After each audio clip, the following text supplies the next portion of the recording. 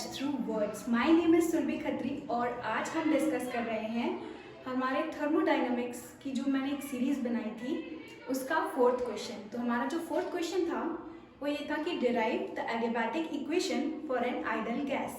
अब तक हम 3 क्वेश्चन ऑलरेडी कर चुके हैं जिसमें हमने डिस्कस किया था Mayer's equation, first law of thermodynamics. और अगर आपने वो वीडियो ना देखी हो तो उसकी जो लिंक है आपको वो नीचे डिस्क्रिप्शन बॉक्स में मिल जाएगी या फिर ऊपर आई बटन में आप क्लिक कर कर देख सकते हैं। ठीक है, तो आज की वीडियो स्टार्ट करते हैं।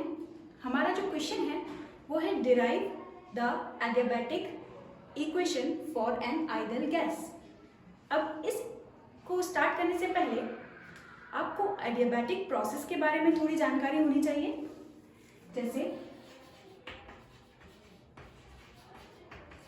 एडियाबैटिक प्रोसेस क्या होती है, अगर मेरे पास एक कंटेनर है, ठीक है, मेरे पास एक कंटेनर है जिसके अंदर हमारी आइडल गैस फिल है और मेरा ये जो कंटेनर है वो किस वॉल से बना हुआ है, एडियाबैटिक वॉल से बना हुआ है।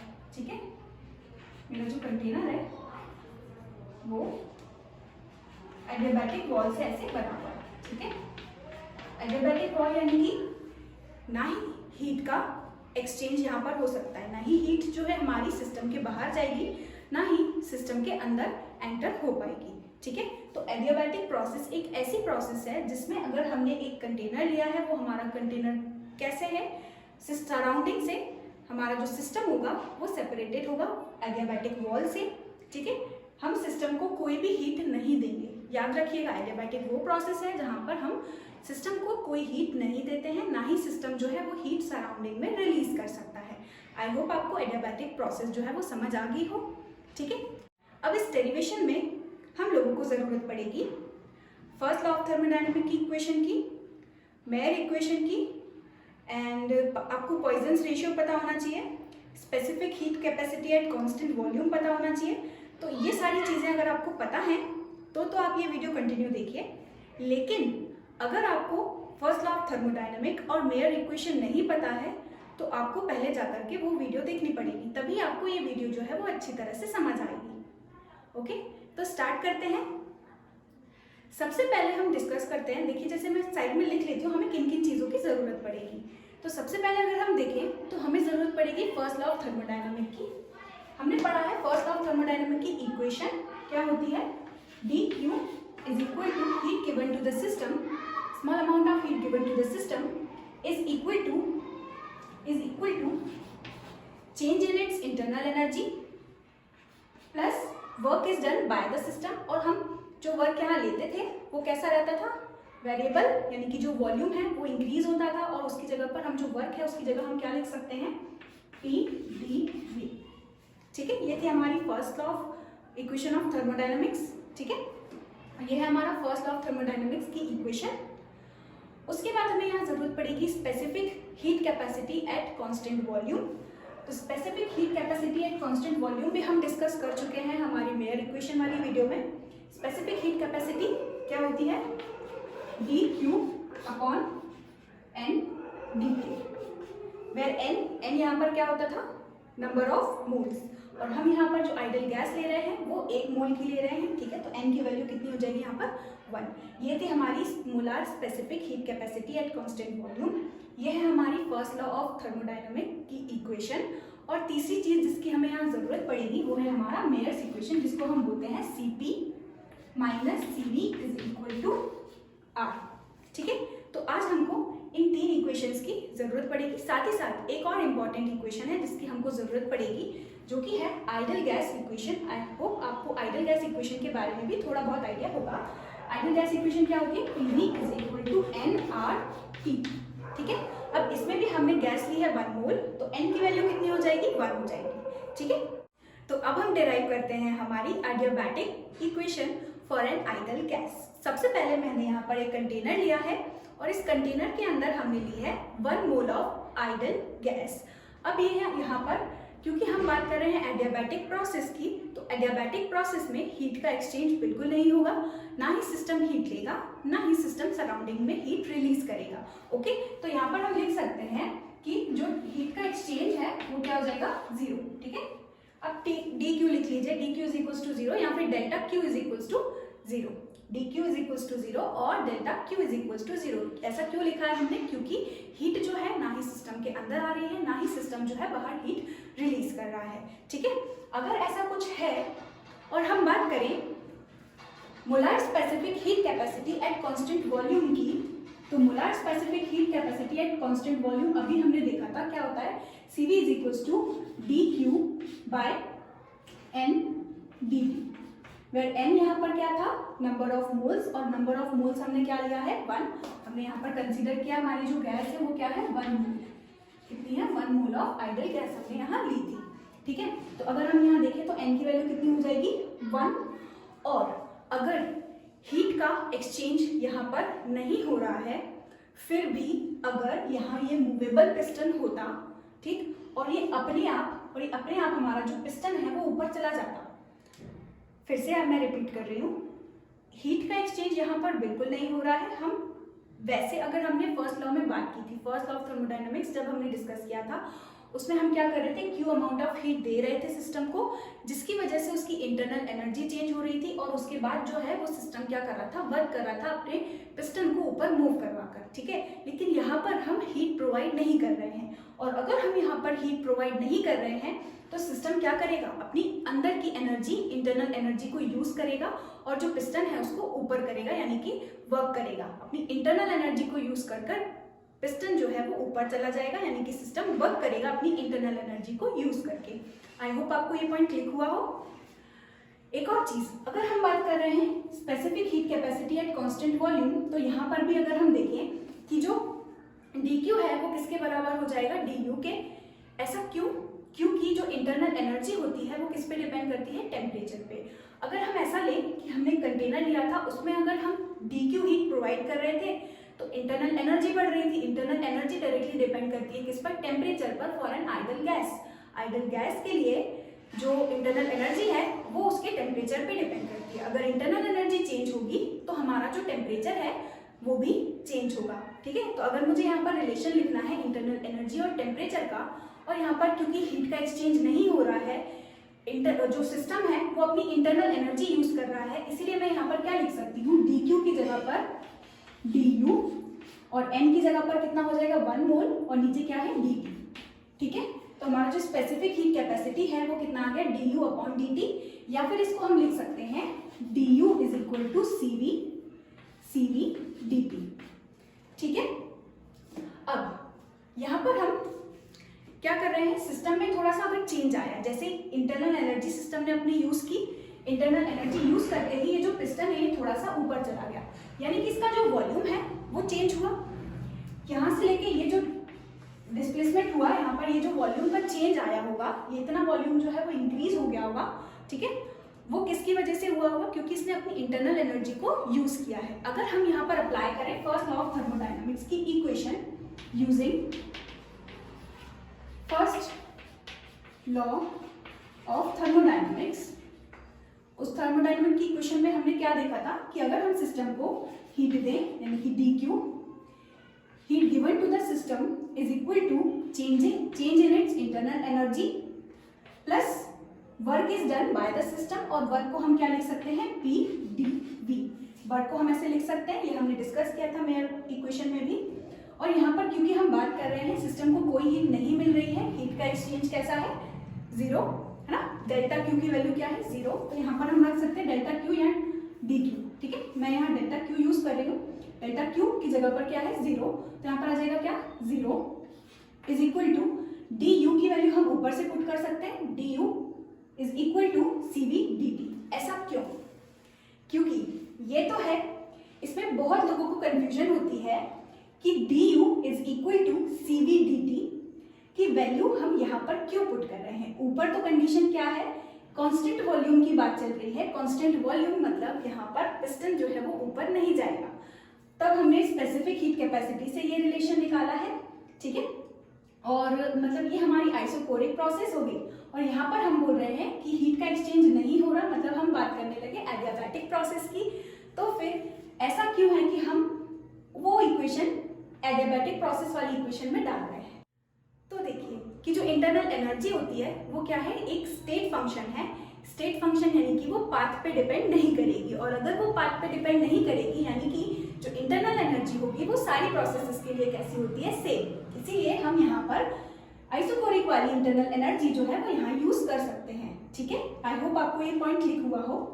तो डी यू की जगह पर हमने लिखा C V D T plus P D T. ठीक है, अब हम इस पॉइंट पे यूज करेंगे हमारी ideal gas equation. Using ideal gas equation, हमारी आइडियल गैस इक्वेशन क्या होती थी, PV is equal to nRT और एन की वैल्यू 1 यानी कि PV is equal to RT. और यहां से मैं पी की वैल्यू जो है वो पुट कर दूं कहां पर, मेरी ये ऊपर वाली इक्वेशन में। तो मुझे क्या मिलेगा, देखिएगा, इसको मैं लेफ्ट साइड लिख रही हूँ, C V D T plus pressure की जगह पर क्या मैं आर टी अपॉन वी लिख सकती हूँ, आर टी अपॉन वी, और ये d v is equal to 0। ठीक है, मैंने कुछ नहीं किया है, इस वाले को बस इस तरफ लिखा है, उस वाले को 0 को उस तरफ पहुंचा दिया, और उसके बाद आइडियल गैस इक्वेशन से मैंने P की वैल्यू जो है वो यहाँ पर पुट कर दी P की जगह पर। ओके, P की वैल्यू क्या थी, आर टी अपॉन वी। अब पूरी इक्वेशन को मैं T से डिवाइड कर दूं, dividing by T and substituting R. देखिए, अब ये जो इक्वेशन हमको मिली है, इस इक्वेशन में हम T से पूरी इक्वेशन को डिवाइड कर दें, यानी कि यहाँ भी T से डिवाइड, यहाँ T से डिवाइड करेंगे तो ये कैंसिल आउट हो जाएगा, और इधर हमको मिलेगा 0 से T डिवाइड होगा, 0 वापस मिल जाएगा। उसके बाद अगर हम R की वैल्यू सब्स्टिट्यूट करें, हमारी R की वैल्यू क्या होती थी, Cp माइनस Cv। अभी हमने डिस्कस किया था, मैं यहाँ लिख देती हूँ, हमारा जो R है वो क्या होता है, Cp माइनस Cv। ठीक है, तो यहाँ पर R की वैल्यू भी हम पुट कर देंगे, तो यहाँ पर जो इक्वेशन है वो क्या हो जाएगी, देखिए, Cv dt upon T plus R की वैल्यू क्या है, Cp माइनस Cv, T से T कैंसिल, और यहाँ पर हमको मिलेगा dv upon v is equal to 0। I hope आपको इतना समझ आया हो। अब हम पूरी इक्वेशन को Cv से अगर डिवाइड कर दें, Cv से पूरी इक्वेशन को डिवाइड कर दें, dividing this equation by Cv, पूरी इक्वेशन को अगर हम डिवाइड कर दें तो हमको क्या मिलेगा, Cv से अगर हम इस पूरी इक्वेशन को डिवाइड करें तो क्या मिलेगा, देखिए, dt अपॉन T प्लस यहां पर Cp upon Cv minus Cv upon Cv कितना मिलेगा, 1 माइनस 1, और यहाँ पर dv upon v is equal to 0। ठीक है, अब यहां से Cp अपॉन Cv क्या कहलाता है, Poisson's ratio. Cp upon Cv जो होता है वो क्या होता है, देखिए, Cp upon Cv is equal to gamma. इसको हम, इस रेशियो को हम डिनोट करते हैं कैसे, गामा से। तो यहाँ पर हम लिख सकते हैं dt upon T plus gamma minus 1 dv upon v is equal to 0। ठीक है, आई होप आपको इतना समझ आया हो। उसके बाद हम पूरी इक्वेशन को इंटीग्रेट कर दें, integrating this equation we gate,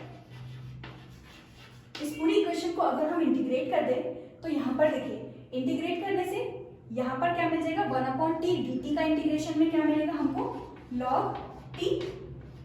ठीक है, प्लस यहाँ है कांस्टेंट गामा माइनस 1, ये कांस्टेंट है।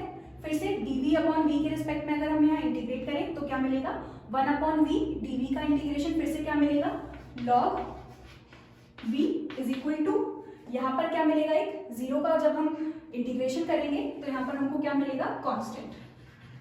ठीक है, हमको यहाँ क्या मिलेगा, कांस्टेंट। ओके, अब यहाँ पर ये जो log के आगे अगर कुछ कांस्टेंट वैल्यू होती है तो हम उसको क्या कर सकते हैं, उसको पावर में लिख सकते हैं। तो यहाँ पर इसको, इस इक्वेशन को हम ऐसे लिख सकते हैं, log e t plus log v gamma minus 1 is equal to constant. Okay, उसके बाद अब अगर ये फॉर्मूला होता है लॉग का कि log a plus log b क्या हो जाएगा, मल्टीप्लीकेशन में log ऑफ t b की power gamma minus 1 is equal to constant. और अगर यहाँ पर कांस्टेंट हो तो इस इक्वेशन को हम ऐसे भी लिख सकते हैं T V gamma minus 1 is equal to constant. Okay, T B की power gamma minus 1 is equal to constant. ठीक है, ये एक फॉर्म है हमारी एडियाबैटिक इक्वेशन का। और जो बहुत फेमस जो इक्वेशन है एडियाबैटिक की वो है पी बी की पावर गामा। तो हमें वो लेके आनी रहती है, तो हम यहाँ पर क्या कर सकते हैं, बस फिर से आइडियल गैस इक्वेशन यूज करेंगे अगर PV is equal to nRT। तो n फिर से हमने यहाँ पर लिया है कितना, 1 मोल, और यहाँ T की वैल्यू जो है हम वो सब्स्टिट्यूट कर सकते हैं। देखिए n की जगह पर हम ले लेंगे अगर 1 मोल, तो यहाँ से कितना आ जाएगा, PV is equal to RT। और यहाँ जो हम T की वैल्यू है वो क्या रख सकते हैं, PV अपॉन R रख सकते हैं ऐसा। ठीक है, तो ऊपर वाली इक्वेशन में बस T की जगह पर हमें क्या रखना है, PV v की power gamma minus 1 upon r। ठीक है, अब p की पावर 1, p की पावर गामा माइनस 1, यहाँ से कितना बचेगा, p की power gamma. r is equal to यहाँ पर कितना है, देखिए कांस्टेंट चल रहा था, r को उठा करके उधर ले जाएंगे तो r इंटू कॉन्स्टेंट वापस क्या कहलाएगा, एक कांस्टेंट कहलाएगा। तो यहाँ पर आएगा हमारा कांस्टेंट, और यहाँ बचेगा हमारा p, ये गामा की पावर 1 माइनस 1, तो यहाँ से कितना बचेगा, पी वी की पावर गामा। तो एक फॉर्म जो है वो ये भी होता है। ठीक है, एक फॉर्म ये है इसका, दूसरा फॉर्म ये है, ये वाला ये जो फॉर्म है, ठीक है, इसको पॉइसन्स इक्वेशन भी कहा जाता है। ठीक, पी वी की power gamma is equals to constant, और ये जो गामा है ये क्या है, पॉइसन्स रेशियो, जो कि अभी हमने देखा क्या होता है, CP specific heat capacity at constant pressure upon specific heat capacity at constant volume. ठीक है, इसको हम बोलते हैं गामा। तो यहाँ से ये जो इक्वेशन है ये है हमारी adiabatic equation for an ideal gas. अच्छा, यहाँ से अगर हम P की वैल्यू अगर सब्स्टिट्यूट कर दे, यहाँ इसमें अगर हम P की वैल्यू सब्स्टिट्यूट कर दे आइडल गैस इक्वेशन से ही, P की वैल्यू क्या हो सकती है, RT अपॉन V। तो जो इक्वेशन हमको मिलेगी P गामा माइनस 1 T की power gamma is equal to constant. ठीक है, तो इसका जो एक फॉर्म ये भी होता है। तो यहाँ पर हमने देखे एडियाबैटिक इक्वेशन के 3 फॉर्म, एक है टी वी की power gamma minus 1 is equal to constant, और जो बहुत फेमस है वो है पी वी की power gamma is equal to constant. और यहीं पे पी की वैल्यू में अगर हम आइडल गैस इक्वेशन से पी की वैल्यू सब्स्टिट्यूट करें तो एक और इक्वेशन बनेगी यहाँ पर, पी की पावर गामा माइनस 1 टी की power gamma is equal to constant. तो ये थी हमारी आइडल गैस इक्वेशन की डेरिवेशन। आई होप आपको ये वीडियो जो है वो अच्छी लगी हो। अगर आपको ये वीडियो पसंद आई हो तो प्लीज़ लाइक कीजिए और शेयर कीजिए अपने फ्रेंड्स के साथ। तो मिलते हैं हमारी नेक्स्ट वीडियो में, तब तक के लिए बाय बाय।